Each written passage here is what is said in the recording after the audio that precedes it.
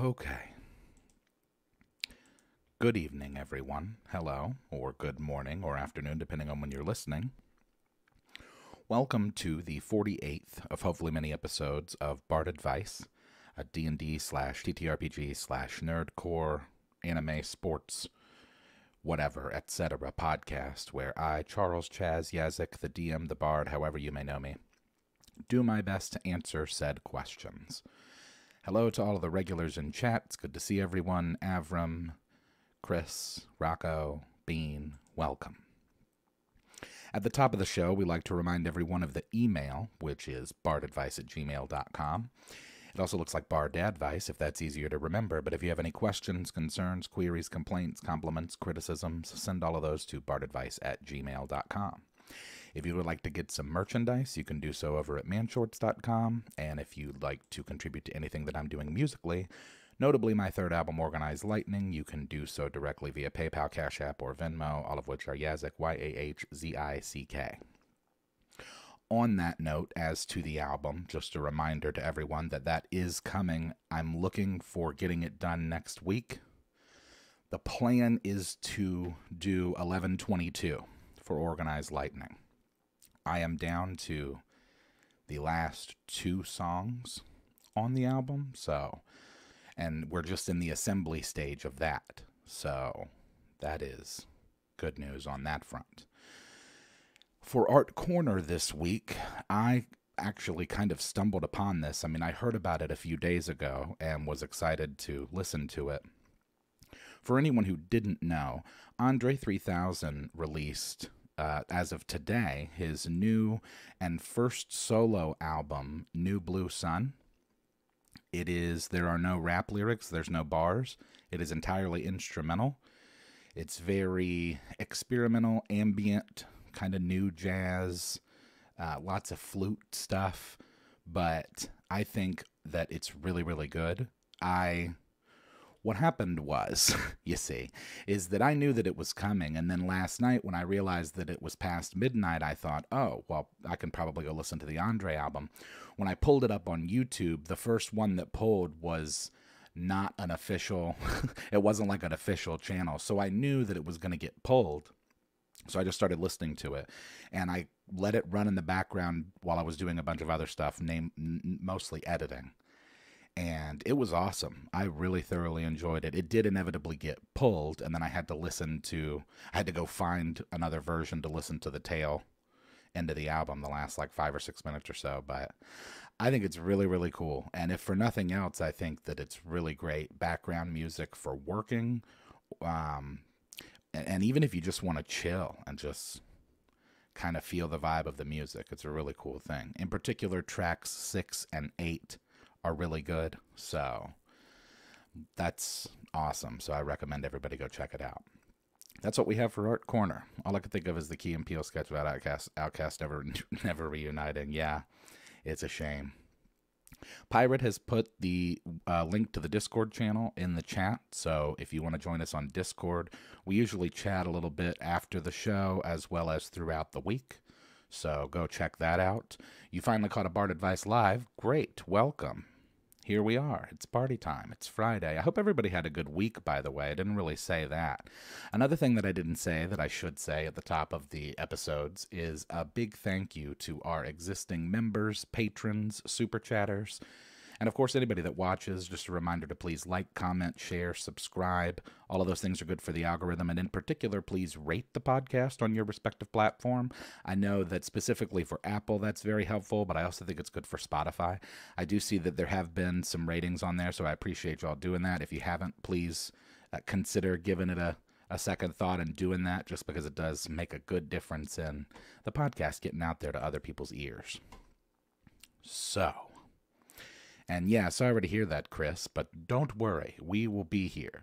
In fact, I realized today as well that even though this is episode 48, we are technically at a year on this podcast. Now, there have been weeks that I've missed throughout the year due to several extenuating circumstances, whatever that may have been at the time, but we're technically at a year, and in a couple of episodes, we'll technically be at 52, so that'll be, I mean, we're going to be at 50. Heck, we're going to be at 50 in 2. Wow, thank you very much, MB, for the incredibly generous donation. Love your music and love Man Shorts. Thank you very much. New music is coming next week, and Man Shorts is always coming every Sunday. So let's get into some questions. We have some this week. Thank you again, MB. That was very nice of you. It's much appreciated, and that kind of stuff is very helpful for us. It helps us keep this train moving, keeps the irons in the fire, so to speak. So let's get into it. We've got 7 questions this week, and the first one is from Alec, so let's talk about it. Alec asks, "Greetings, Bard. Forever DM from the Midwest here. My group and I recently finished a module, and we're taking a break before starting a new homebrew campaign. My question is related to world building. I've been considering creating a campaign centered around Dwarven culture and society. Could you in chat provide suggestions as to key elements or features I shouldn't miss in crafting a Dwarven-centric story? Thanks." Well, thank you for the question, Alec. I'm sure that chat has some things to say about that. Before we get into them, I'll give them a chance to put their comments and thoughts in, but I made some notes here. And the first is focus on the earth, right? So dwarves, I think, like at least in the pre-existing popular culture and lore that exists about the fantasy race of dwarves, they're known for their mining of ores and stones, crafting, forging, smithing. River says beards, lots of ale, incredible crafting skills. Yeah. Beauty of bearded ladies, a caste system. I didn't realize the dwarves had that. Although it makes sense, they're prideful. That's the other part of my note here is that they're big on history and tradition. They're very proud. No tooks. See if you could find the map of DL4 for some solid dwarven architecture. Yeah, on that note, in terms of the architecture, I was going to say like the Duger City from Skyrim, or obviously like Khazad-dûm, which is, if you don't know, the Dwarven city in Lord of the Rings, Moria. The city in a mountain. So, underground mountain cities is cool stuff. Again, mining.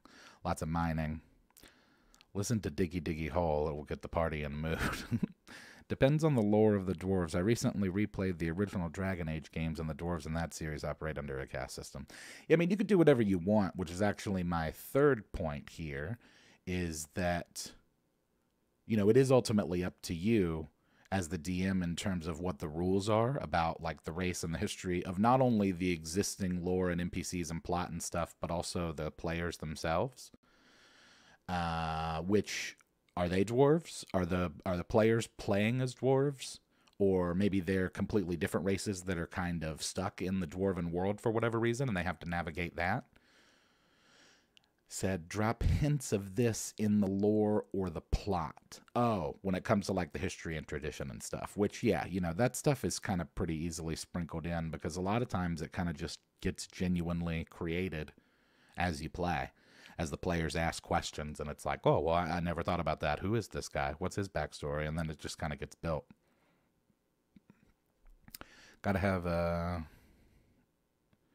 against the dwarves are forever. Remember, making things for mining, buying things for mining, selling things for mining. Ale. The key is definitely not overthinking. Yeah, I think that's good advice for any kind of world building too. Is to just don't put too much thought into it as to overthinking. Just kind of, let it unfold naturally. Hello, Anthony. Welcome. Glad that you could join us.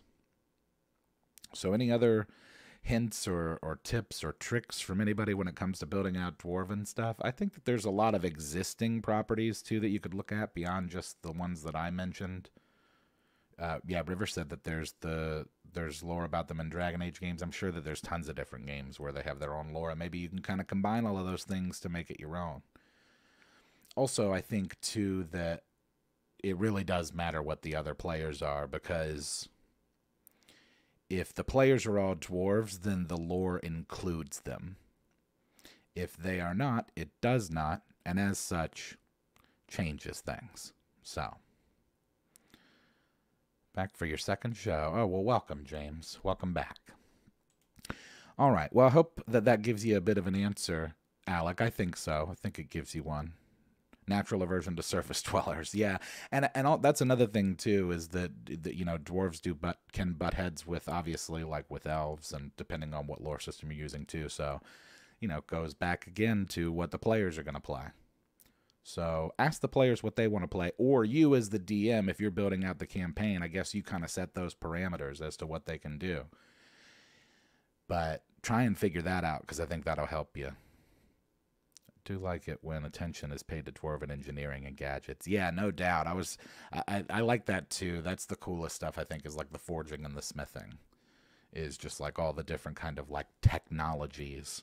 And that's certainly how it felt how it felt in Skyrim, is that they were just like not necessarily incredibly advanced, more advanced than anyone else, just kind of like doing their own thing. It's like, oh, you guys have figured this out. You guys can do it this way. So dwarves in my game have a secret fishing method known only to them, which is using dynamite. Yeah. Never heard of that before. Anybody down in the South could have told you about that. All right. So, thank you for the question. We're going to move on to the next question, which according to the list of names is from Kyle. And Kyle asks, I'm trying to create a morally ambiguous PC for our upcoming Pathfinder 2 campaign. I've decided to do this because I've discovered a bit of an alignment division within the party of 7. As the odd one out, I plan my character to act as a non-biased arbiter of sorts. But I've never played true neutral, and I'm not sure if I have the metagaming chops to pull it off. Any tips? I appreciate any answers. Have a great day. Well, you have a great day first, Kyle. Thank you for the question. So, true neutral. Yee. Well, I don't know. I will say this. I don't know a terrible amount about alignment RP, only because, as a lot of people already know, my first character ever was a 3/5 paladin. I didn't realize that I had to be lawful good. Immediately upon realizing it, I decided that I would only ever be chaotic neutral. So I think that's pretty much all I've ever been. I'm sure that I've probably run like a chaotic evil or maybe even a lawful evil character before, but it's pretty much exclusively chaotic neutral. I've certainly never played a true neutral character myself. So, first tip, you can't metagame in game. Yeah, that's true. This is what I wrote. These are the notes I made. True neutral characters aren't necessarily morally ambiguous, but rather they believe in good and evil. They believe that good and evil both have a place in the universe, notably for balance. Their decision-making isn't swayed by any of their emotions or personal biases, but instead on what they perceive to be the most logical or efficient option. So everything is debatable, but remember that alignment is not backstory. So give your character personal depth and motivation. I think that if you know why the character is true neutral, it makes it easier to RP it. And if you wanted to avoid metagaming entirely, you could create a random table roll as to how you react. But I don't know that that's necessarily neutral, as it is just kind of random. And that might make it even more difficult to RP, because you kind of have to on the fly respond the way that the dice roll. True neutral can be tough, especially if the party is caught in between some major conflicts and/or deity shenanigans. Yeah, most definitely. I will say I do like the idea of where your head is at with being sort of the arbiter for the party, if that alignment clash already kind of exists. I've been in parties like that, and I think we've talked about that on a recent episode about there being a conflict with alignments. Being true neutral, I think you just kind of have to, if you want the character to do that, you're just going to have to do your best to try and be like a logical arbiter and not, I do think that your character's motivation is going to help guide you on that, because there has to be a reason that you feel that way, or rather that you act that way. And Moreover, there needs to be a reason that the rest of the party is going to trust you to that, because, I mean, you've got to have more of a selling point than, well, my alignment's TN. It's like, okay, well, what about your character? What about your character's backstory would suggest that they are a good arbiter? You know what I mean? Like, just in real life, if somebody came up to you and they were like, "Oh, I'm gonna judge this contest," and you were like, "Oh, well, do you have any experience judging contests?" And they're like, "Oh yeah, actually, I was like a referee for 10 years." You'd be like, "Oh, okay, cool. So you have experience judging the," as opposed to just being like, "Well, I'm true neutral, guys, so I'll be the one that decides what goes on here." It's like, I think give a little meat to your backstory and your character's motivation, which will help earn the trust of the party in game, as well as, probably earn you a little bit of respect from the DM. Depends on how you view true neutral. You could be Treebeard, but then you could also be a xenomorph. True neutral has a lot of faces. I generally think of it as "leave me alone" as their rallying cry. Lawful neutral may be more what you're looking for. Oh, that's actually a good point, Scapelli. If that's true, if you're looking at it from a perspective of being an arbiter in terms of judgment, yeah, but it depends on the party and what the other alignments are. Because if it's, if they're lawful or if they're chaotic, because the thing is like, if you're lawful neutral, a chaotic neutral character is probably not going to respect that. Druids and monks make obvious options for true neutral, but other classes can think true neutral could be played as a rogue. It's only really their own side, maybe. True neutral can be tricky. In Dragonlance, Astinius is true neutral and never intervenes. Riorx is also neutral and interferes constantly. Yeah, I mean, if you don't want the decision-making to be on you, then you could do the thing... Chaotic lawful. Yeah, you could do the thing where you do it with the dice. And maybe you do it in such a way where most of the responses or which side you choose is kind of completely random. Maybe you only do that initially in the beginning. Heck, you could just flip a coin and do it where it's like, which side are you on? But it does kind of defeat the purpose of approaching it from a non-biased perspective, because I think there's a difference between non-biased and random. Obviously. Dwarves, remember there's a lot more dwarven males than females. Oh, that's a good point, too. Like, the person is the only one is only ever one thing from beginning to end. That's a good point, too, in terms of, as far as, like, character development. Alignments can change. But in this case, I think that if you have a good backstory and a good motivation that is explainable to both the DM out of character as well as to the other players and the rest of the party in character, then you're good to go. So figure that out and let it guide you. Let your backstory be your guide. Although, doesn't necessarily define you either. I always play a chaotic alignment. Like you, Chaz, my first character was the 3/5 Pally. You, Leroy Jenkins, them, and didn't think that one through. Oh my gosh, man, that's crazy. We had like the same experience with that, but, well, this is how you make chaotic neutral players. You could make flipping a coin or rolling the dice a part of your character's quirks. To not let his biases influence his decision, he lets fate decide. I like that. That's cool. I also don't know what your class is, so that might guide you a little bit too, because like if you're a bard or a rogue, you might be a little bit more like River said, where it's like if it gives me very like Gambit from X-Men vibes, where it's just kind of like, oh, we'll let the fates decide. But you could also be like a true neutral cleric or something. It's a totally different thing. Chaotic Leroy every time. Yeah. If you can Leroy Jenkins, you Leroy Jenkins. And it's kind of hard to do that with true neutral, but it's way easier to do it with true neutral than lawful good. Flipping a coin sounds more like chaotic neutral. Yeah, I think that you can kind of toe the line between the two, but work the backstory out and the rest will fall into place. That's what I believe. At least it's worked for me in the past. So thank you for your question, Kyle. Moving on, we've got another question. According to the list of names, this question is from Amanda.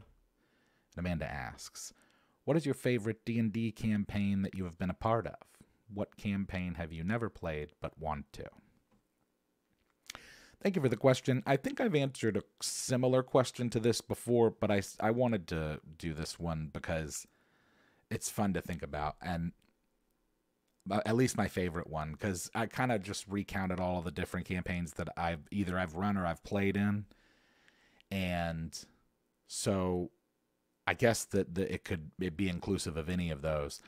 I think the favorite one that I did was when we were doing the Dark Pirate campaign, which this must have been circa 2006, maybe 2007, but probably 2006. So, what, 17 years ago? Ye boy howdy. Yikes, McGillicuddy. So, Dark Pirate campaign, I was a half-orc dragon shaman, and I carried a huge warhammer. So there is no two-handed warhammer in 3.5. Posey, our forever DM at the time, let me use the warhammer at one size larger, two-handed, right? So if I'm medium, I have a medium warhammer. Because there is no two-handed warhammer, I'm now wielding a large warhammer in two hands. And then I took monkey grip, which allowed me to kick that up a size. I mean, you still take a penalty to it, although there's a later feat that you can get that negates that. But anyways, monkey grip allows you to carry a weapon at another size higher than it normally is at only a -10 to your attack, which my build, I think I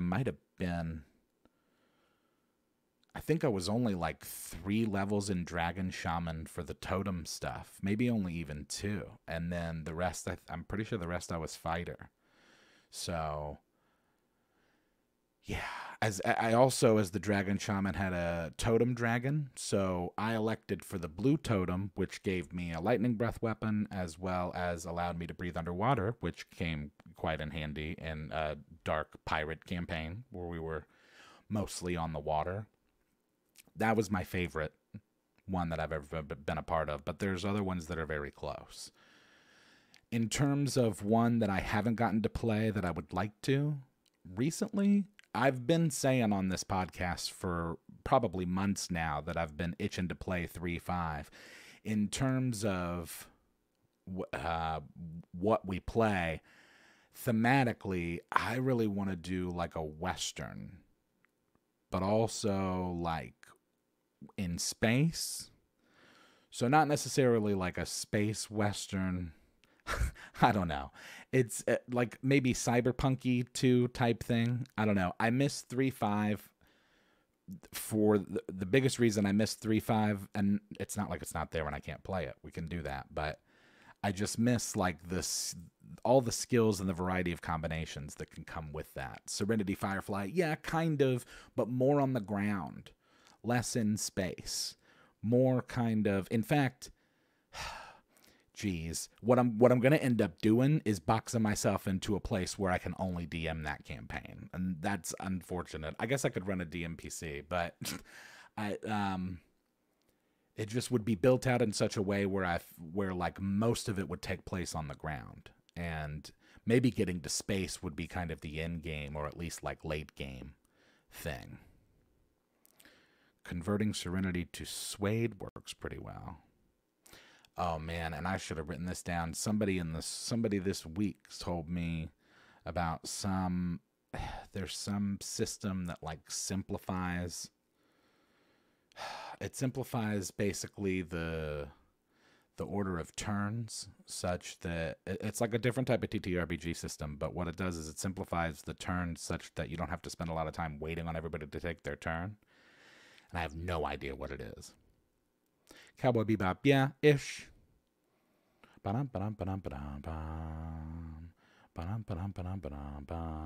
a stream if the DM a Western? Yes, for sure. If that happens, we'll stream it. But more likely, we're going to be streaming Baldur's Gate 3. and the and the flim flam and the razzle dazzle that comes with that. About to play old Star Wars D6 campaign. Wow, that's not the one that came out in the early 2000s, is it? That's the one that I've played. The 3.5, it was based on 3.5 Star Wars. I think it came out in like 2000. In fact, I think they might have even produced that as part of either the marketing for or the merchandise after the Star Wars prequel movie. I guess it would have been after if it was 99 and 2000, but Cowboy Bebop with a splash of Outlaw Star. Oh man, Outlaw Star. Man. That is a really good anime. If anybody looking for a cool, old school, good anime, Outlaw Star is good. There's only like one season of it. No. There's more. There's like 3 or 4, isn't there? Played that. Can't keep up. Been playing busy. Amber Diceless play by post. Wow. What? A ramped up Hell's Kitchen could be fun, actually, in hell. Yeah. I do like that idea. That'd be really funny. To do like a... do it where it's like where you build out your chef and what they can do and what their abilities are, and then it's actually in hell. That'd be fun. Catarl. 96 second edition D6 game. Oh, it's a second edition. I see. So it's based off like AD&D. Did Star Wars... I mean, probably, right? They did that for everyone. Maybe not O. Maybe not OD&D. Well, no, maybe. I guess OD&D would have come out before the first movie. An AI art idea. Oh, man, I've been playing with that stuff lately, too. It's fun. Fun stuff. All right. We're done with that question, yes? I think that's what we got. Yeah, that's the stuff I would want to play and or DM, and then my favorite stuff. So let's keep cranking through. We've got a couple of more questions, and then we can do some chat. So this next question, according to the list of names, is from Anonymous. So Anonymous asks, "Hi DM, longtime fan of the videos. I've only ever played D&D once at a family function. I very much enjoyed it, and since then have found a local group at a nearby game store who is willing to let me join their campaign. Let's go. I wanted to build a Kenku character, but it looks like there are 2 versions. I'm a bit embarrassed to ask them, so I'll ask you. Is there much difference in which one I pick? Thank you in advance for the advice." Well, thank you for the question, Anonymous.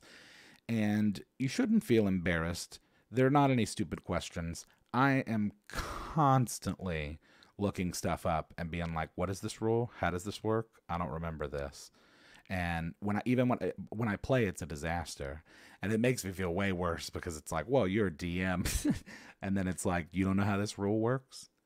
But, you know, sometimes you run into stuff you've not run into before. And in your case, you've not run into any of this before. So don't be so hard on yourself as to be embarrassed to ask the question. Happy to answer it. Because I looked into it, and I have the answer for you. So I would recommend that you go with the Monsters of the Multiverse Kenku. Because I think that it offers more agency overall. The Volo's Guide to Monsters version, the ability score increases are chosen for you. So they just give you +2 dex +1 whiz, which is not necessarily bad depending on what you want your build to be, but a little annoying considering that in the Monsters of the Multiverse version, you just pick what your ability increases are. Also, the other things I think that give the Monsters of Multiverse Kenku the edge is that you have more agency in terms of choosing your skills. So, Monsters of Multiverse Kenku gives you Kenku Recall, which lets you choose your skills and just flat out. So you get to just pick what your skills are, as opposed to the Volos Kenku, which... you still get to choose your skills, but it's from a much smaller pool. In the the multiverse version, you can just pick which skills you have. In the Volos version, you have to pick from a list of only like 4, I think. So That's a little annoying too. You're a little limited. And then finally, what's actually probably the most important aspect, especially for you as a new player, is that the Monster of Multiverse Kenku can speak, read, and write Common and another language. Volo's Kenku can read and write Common, but they can only speak via mimicry. So they don't just speak Common, they only can speak via mimicry. And that can be a really intimidating RP to do for somebody who is not very experienced. River says, Kenku Recall is even better because you can give yourself advantage on the skills you're proficient with, which is not, well, that is nuts. That's really nice. So you don't just get to pick your skills, but you can also give yourself advantage on them. That is pretty crazy. Smarty pants Kenkus. And then if you're doing that as well with the multiverse Kenku, that gets, you can send your skills where you want to. You can give yourself your bonus into your int. As opposed to if you do it with Volos, it's going to make you put it into Dex and Whiz. So I think overall, the Monsters of the Multiverse Kenku is the best one. It gives you the most agency. You have the most freedom in how you can build it out. And that's the one you should go with. Obviously, it's going to matter what your DM says, but I can't imagine they would care which one you do. Just do the one that you want to. Has limited based on your proficiency bonus, but it's still very strong. Oh yeah, that keeps it from being too busted, but it is pretty powerful. I'm sure that there are lots of people that could take advantage of that. But in this case, I don't think that the DM has to worry too much about Power Gamer if you're just new into the game and you're getting into it. I say just have fun with your Kenku. Focus on like the personality and the character. Go with the multiverse one. I think it's just better for you. Good question. I ain't no rules lawyer these days, but I had no idea. Chaz is a good phone a friend on D&D stuff. So good question, directed well. Shouldn't be embarrassed about that. Yeah, most definitely. There's so much stuff I don't know. I'll tell you this. There's way more stuff than I don't know than I know. For sure. And that's probably the case for most humans on the planet, right? Except for like, I don't know, the real smart ones. A Pictionary episode of D&D would be great. It ends with Sarah drawing everyone hacked up. Yeah, just like some crazy murder hobo drawing. So, yeah, go with Monsters of the Multiverse. Have fun with your Kenku, and good for you in finding a group. It sounds like you played, you enjoyed the game, and then you wanted to play and so you went out and found a group. And good on them for welcoming you in. Go have fun. It'll be great. Only able to use weapons you can draw. Oh, this is the Pictionary D&D episode. Oh, actually, I like that idea. Man, I would be screwed if that was the case. I can't draw at all. Imagine if that happened, if I slipped into some isekai where it was just like, okay, you're in this new world now where you have to fight people with weapons that you draw. That'd be bad. That'd be a sad day. Yeah, definitely we'll look into that. Pictionary sounds fun. All right. More questions, yes? We've got 3 more questions. And then we'll do a little chat. Library of Alexandria in your pocket, no doubt. Yeah, the Compendium of Humankind is in most of our pockets. Mine's actually just like sitting here on the table, but you know what I'm saying. Can you draw a pointy stick? I think you'd be surprised at how badly that would go. All right, so, I'm excited about this question. I mean, I'm excited about all the questions. Thank you for all the questions, but I'm excited about this question. This question is from Rick, and to be honest, it was a bit of a long email, and that's fine. I've spoken before about how I am long-winded. That's why I do an hour-long podcast every week and just talk to myself. Well, I talk to, you people in the chat and anyone else who's listening. Anyway, Rick sent in this email, and there's not technically a question in it, but from what I read, I gathered kind of what you were looking for. So let's talk about it. This is really exciting. Chaz, you're just awesome. I'm a bit, already off the bat, I already like him. I'm a busy doctor, so I don't think I'll ever be able to sit in on the real-time broadcast. I played basic D&D in 1978, so you do the math. Oh, you don't want me to do math. But I'm firmly middle-aged, which I like. I can relate to that. I have to admit, hearing your advice about mostly 5e related questions has been tempting me to jump back in. I have 2 possible options. Both of them have parties of 4 seeking a 5th. One I could join is set in a pirate/waterborne setting. My character concept is a warforged bard with the acolyte background named GR153LD4, pronounced Griselda. Clever. Given that it's a waterborne adventure, I was looking into making a custom feature that she can convert her lower body into a flotation device such that she can float and possibly allow 1 or 2 other players to float while holding onto her. Be very helpful for the waterborne campaign. The other campaign is Studio Ghibli inspired for level 5 characters. I envisioned a character named Jericho Marigold, a hill dwarf battlesmith artificer. He has a hand crossbow to launch projectiles carrying his spells. He creates mini automatons as well, kind of like guided missiles shaped like bees and other insects. His steel defender is a mule-sized, golden-colored grasshopper named Charybdis. That's what it is. Charybdis. Okay, well, thank you for the question, Rick. This is one of the first 3 panels we've had in a while, and that's fine. Again, I'm long-winded myself, so there's no judgment at all. I had a lot of fun putting that together because I think that both of those are super cool ideas. The first thing I see in chat from Bean says, do door number B.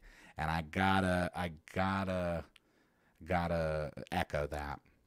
I think the Studio Ghibli thing just sounds so cool. So not only just from like a, man, if I'm given those options, I'm going Ghibli. But what I wrote is, while I like the idea of, Ron said, why not both? That's true, if you've got the time for both. While the Griselda name is clever and that whole concept is cool. By the way, I should mention that there's a little bit more info that was given, but I could only fit so much content, so I just kind of tried to hit the cool points, or the important points, rather. While Griselda's a clever name, Jericho Marigold's story must be told. First of all, his initials are Jam. I don't know if you knew that or did that on purpose. And I don't know what his middle name is, but if you haven't picked one, I would recommend Archibald or Apricot.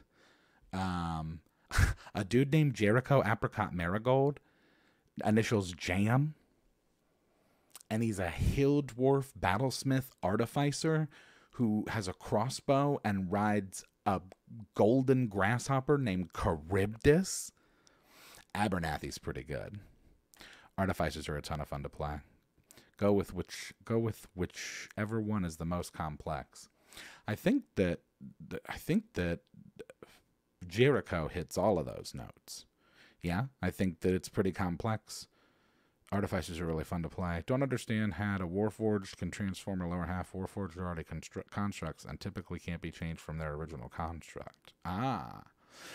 Well, I will say too that was part of what part of that was omitted from the actual slates that I made. In the email, he did say, like, of course I would do that upon, with permission from the DM. So there's more points for Jericho because there's less of an ask. I mean, he seems like a pretty standard artificer. Doesn't seem like you'd have to ask for anything, whereas there might be more of an ask with the Griselda. Plus, I did note that the Ghibli one is level 5, and the Waterborne campaign, I think you said, was level 8. So you could build the level 5 character faster. You could get in there faster. I don't know. There's no way that I could not go with the Studio Ghibli. Like, if given really any kind of, I don't know if I could think of an option that I would choose instead of it. Now, I want to play a 3-5 Studio Ghibli campaign. But Jericho Marigold is fantastic. That name is like chef's kiss for D&D. What's the rideable grasshopper's AC? That's a good point. Oh, Abernathy is the grasshopper's name. Or Aloysius. Yeah, Jericho Marigold is pretty fantastic. So that's what I would go with if you're asking. Now, like I said, you technically didn't ask, but it seemed like you were just kind of giving me the info to do with what I pleased. And what I decided to do is make it a question and talk about it. So, yeah, you got to go with Jericho. Between those two, I think that's the move. So, thank you for the question. Oh, yeah, that's right, Avram. The grasshopper's name is Charybdis. That's the word that I had trouble saying, which is actually like a Greek monster, I think. Like a Greek mythological creature. Charybdis. Charybdis. Off topic, did I ever suggest the Thought Adventure podcast to you, Chaz? It's philosophical if you like that sort of thing. No, you didn't. If Jericho doesn't have a catchphrase, that's my jam, I will riot. Yeah, most definitely, dude. Anytime you can fit a jam pun in, you gotta. Maybe she's just a convertible, internal flotation devices that expand on deployment. Oh, yeah, that's a good point. It doesn't necessarily have to be her lower half that actually transforms so much as it's just like flotation devices pop out of it, a la Chitty Chitty Bang Bang or something. Greek monster of the seas. Yeah. All right. Well, thank you for the question, or at least the topic for conversation, Rick. I think that's a lot of cool stuff, and I will remind you that my choice is, as Bean put it, door number B.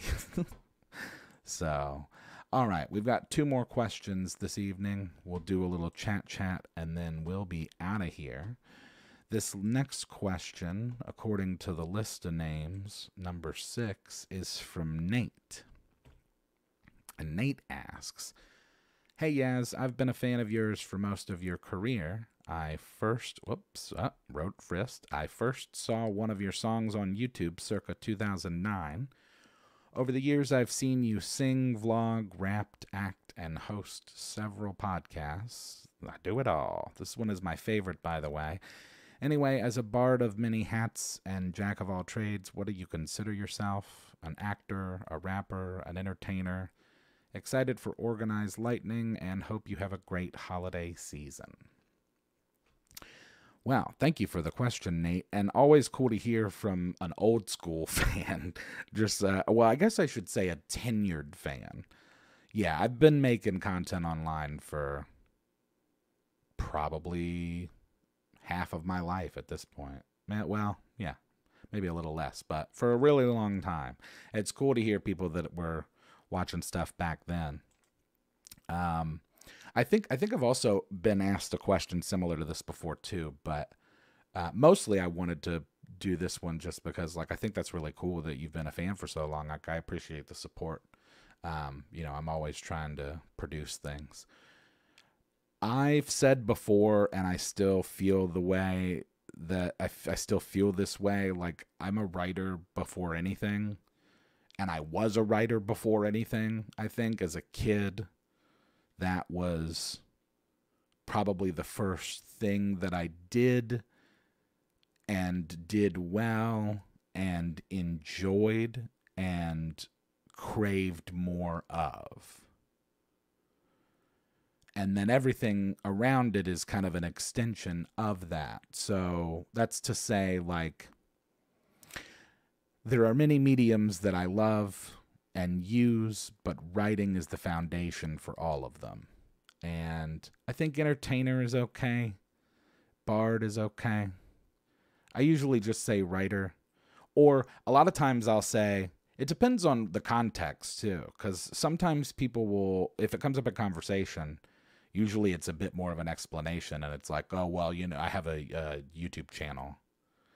But then that's tough because then it becomes a conversation, and it's like, oh, yeah, well, I also make music, and then I also have a podcast. Like, it's tough. Like, Bard is good, but Bard is also kind of weird. I did the last time I went and got when I got my new glasses within the last year, I put Bard on the paperwork under application, or on the under occupation.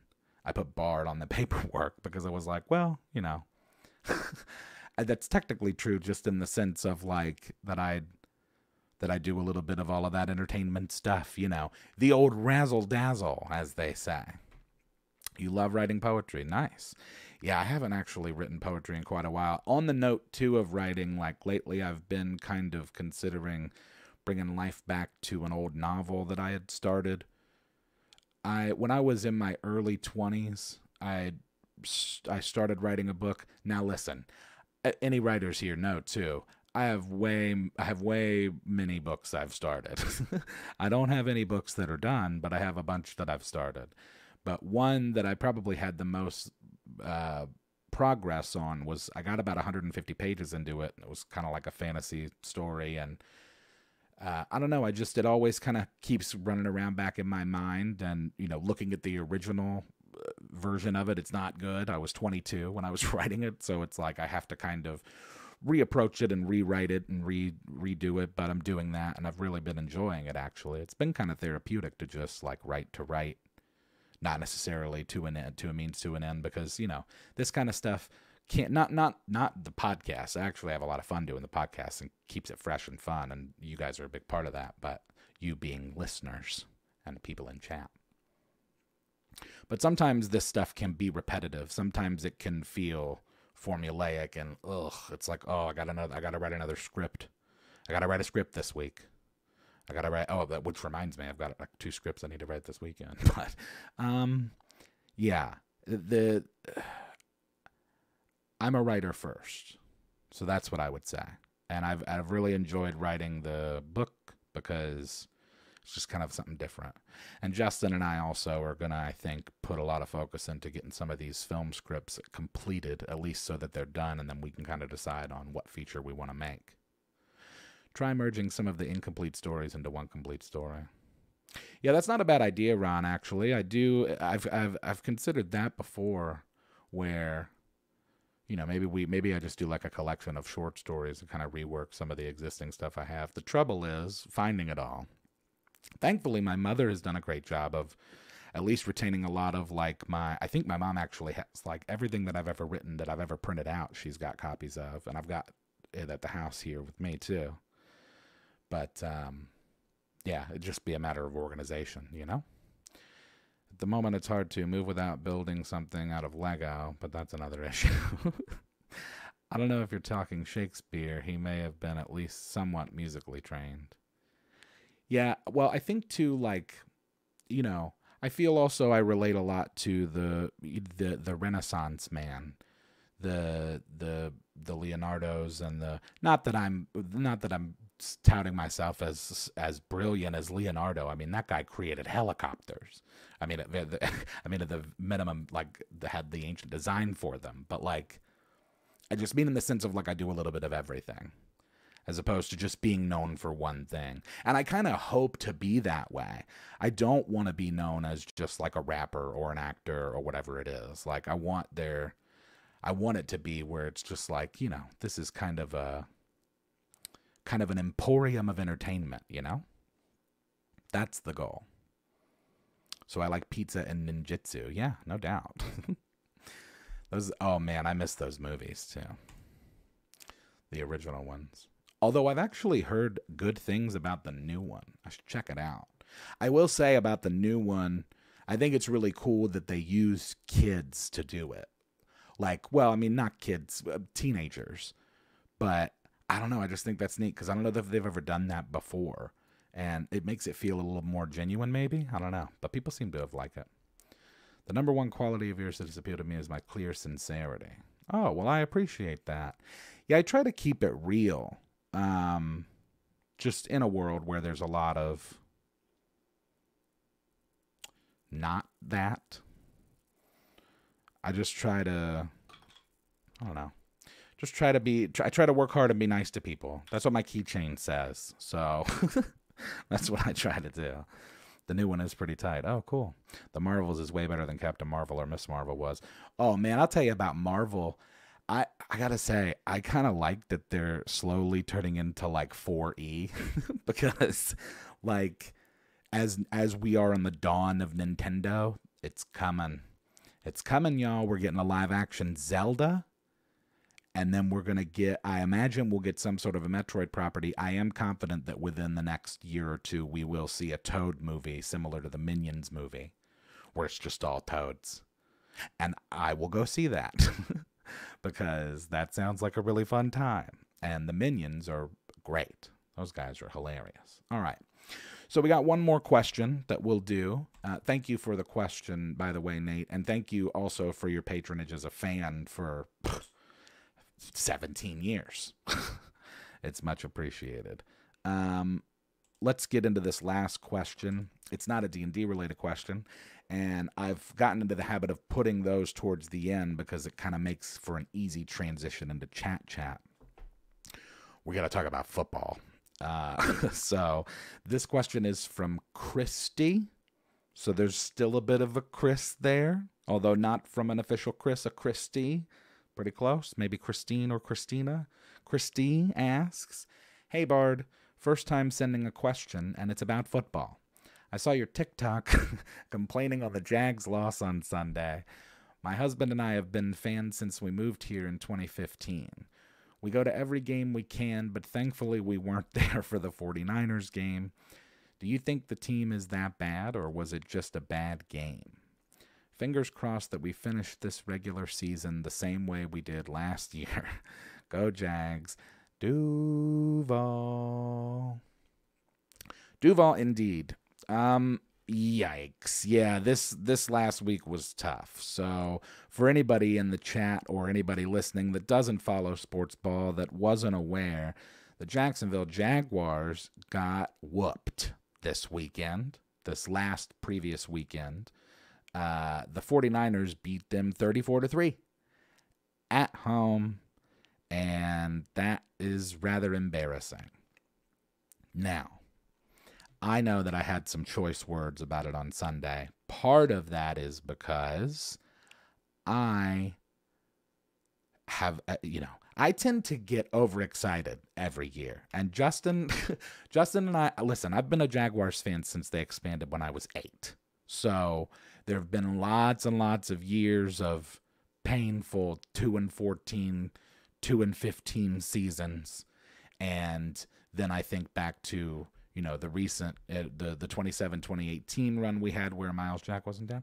And then where we are now to what happened with us last year as far as getting to the AFC Championship game, and then what our potential is for this year. I don't think that we're awful. Clearly, we're not awful on paper. I went through a real crisis when that game happened, and it made me question all 6 of our wins this year. And I went back through all of those games.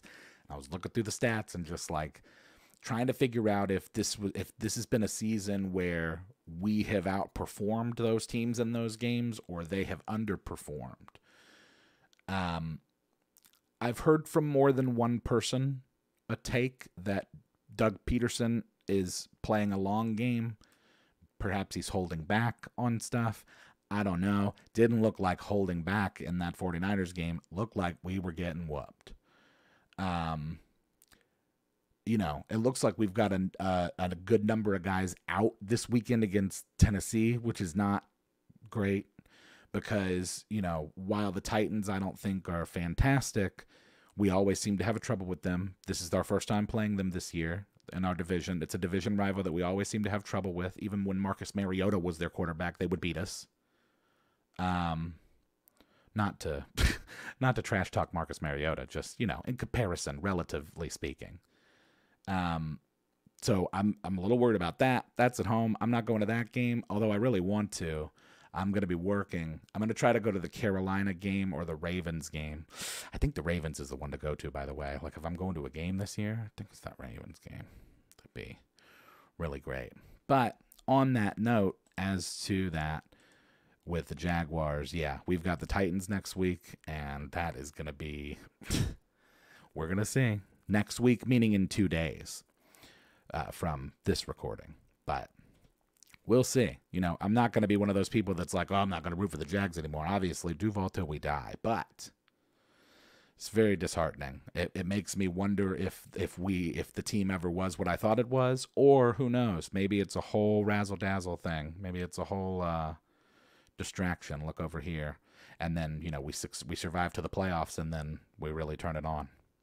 Who knows? You lived in Cleveland. Tell me about disappointment. Yeah, that's got to be tough.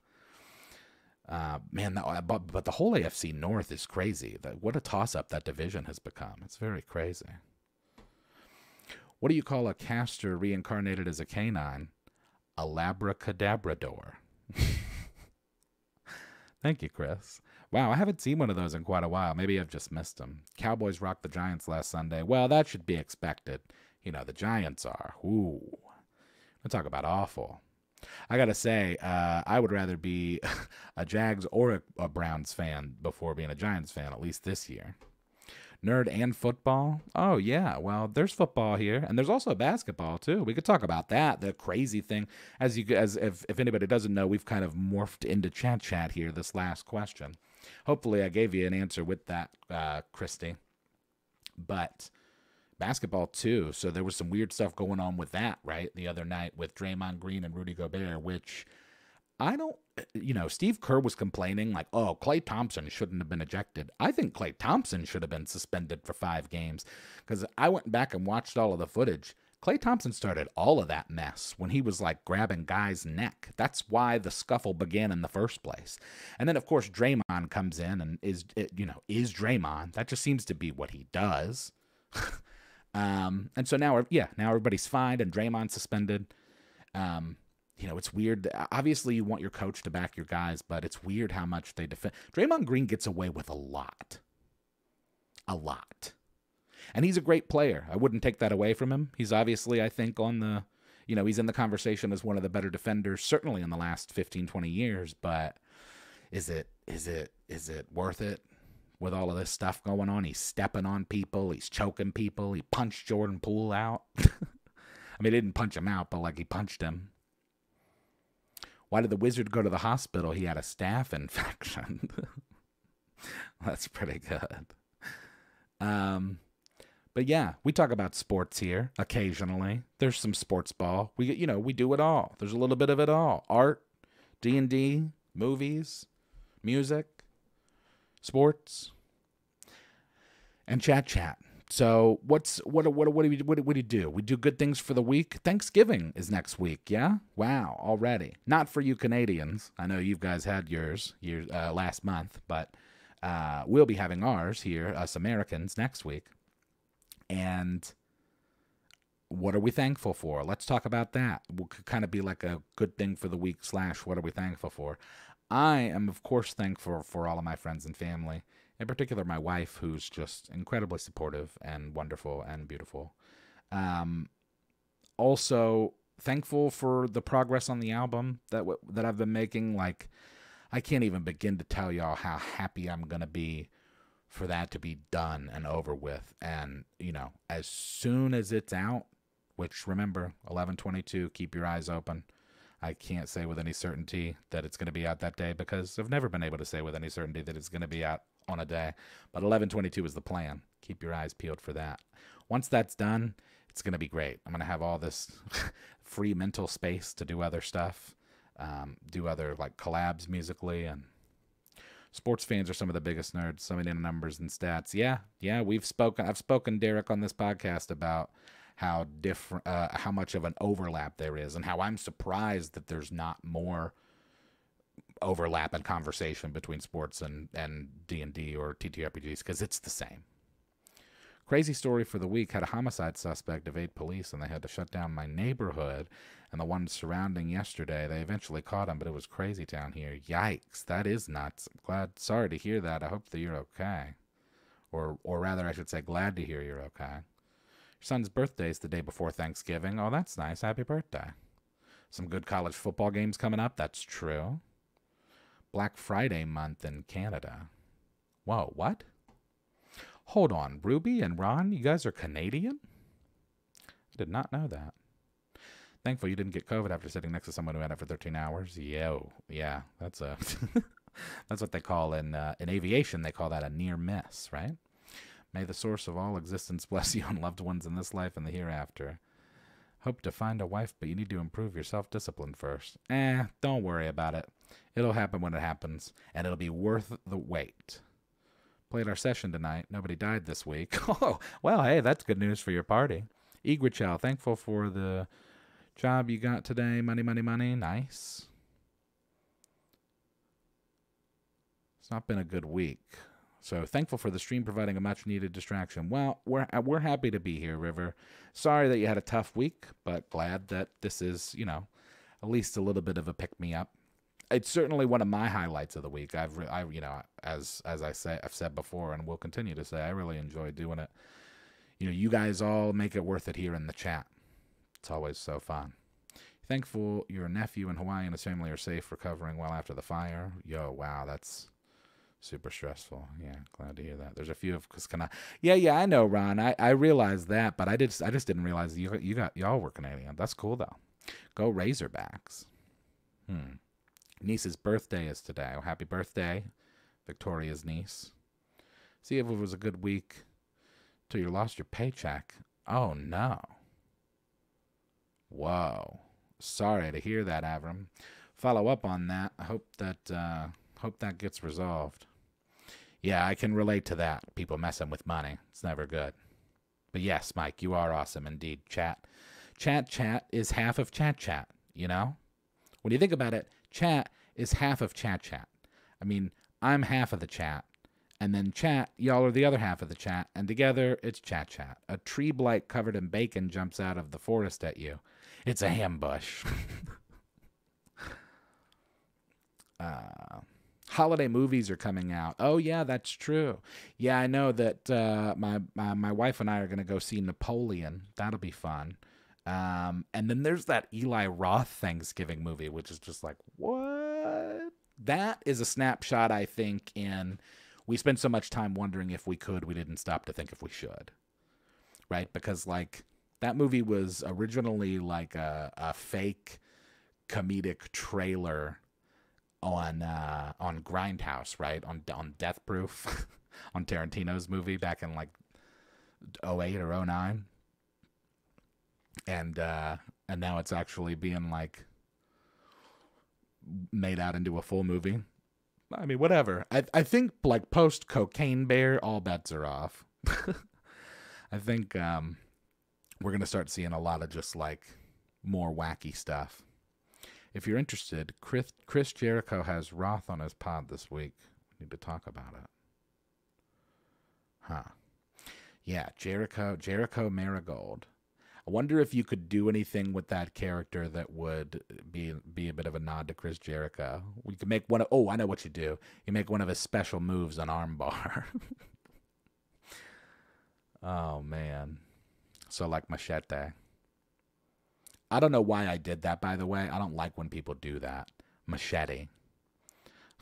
I don't like it when like white English-speaking Americans say Spanish words with like an accent. It's just like, don't do that. What are you doing? The man of 1004 holds. Yeah, I know. Oh my gosh. And then it comes back from commercial and he's still going. Armbar. The jam of 1004 holds. Yeah, most definitely. Wow. Real Animal didn't get to Rampage. Yeah, probably not. Was that, I guess it was kind of based on a true story. Yeah, that is wild stuff. But, you know, I don't know if it's any more or less wild than everything else that's going on these days. Just in general out there. All right, we are at the end. Pirate has again posted a link to the Discord for anybody who would like to join. We do chat a little bit in the Discord after the pod, as well as like here and there throughout the week, depending on my availability. I'll tell you, after next week and the album is out, I'll be a lot more available. And we're coming up on episode 50 here soon. Not next week, obviously, but the week after, we'll be at episode 50. So that's pretty crazy. Can't believe we've done 48 of these so far, and every one of them goes by faster than the last, although I guess that's true of time in general and how it moves and how it works. So, before we get out of here, folks, we like to remind everyone again of the email, which is bardadvice@gmail.com. It also looks like bardadvice, if that helps you remember. It's a pretty interesting mnemonic device. Send all of your complaints, questions, concerns, queries, criticisms, critiques, stories, from your campaigns to bardadvice@gmail.com. If you'd like to get some merchandise, you can do so at manshorts.com. Dice are coming soon. Within a month or two, they'll be up and ready. So keep your eyes out. Keep your eyes out there. Manshorts.com. If you'd like to contribute to anything that I'm doing musically, notably my third album, Organized Lightning, which should release next week if all things go well, you can contribute to that directly via PayPal, Cash App, or Venmo, all of which are Yazzik, YAHZICK. I will be back here next week, same Bard time, same Bard channel, 10 p.m. Eastern Standard Time on the Man Shorts YouTube channel. The audio for this podcast, as it is always made available, will be available on tomorrow, Saturday, at 12 p.m. Eastern Standard Time. I hope that everyone has a fantastic weekend and a better week, and we will see you next time.